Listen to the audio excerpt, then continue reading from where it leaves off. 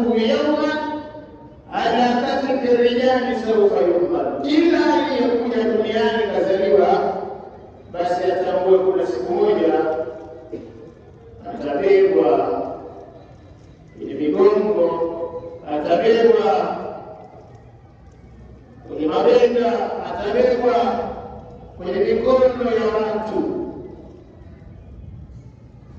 Sasa ni kujiandaa na safari hii ambayo mtu anayetakiwa aishi katika hii dunia iwe ni mfano wa mtu aliyekuwa ndani ya safari, lakini istadalla tahta shajara, amefika pahala kwa uchungu wa safari yake na machoko ya muda mrefu, akastareheka katika mti wa kivuli.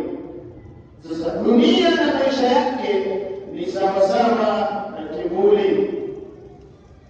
Sasa usitegemee kwa masaa yote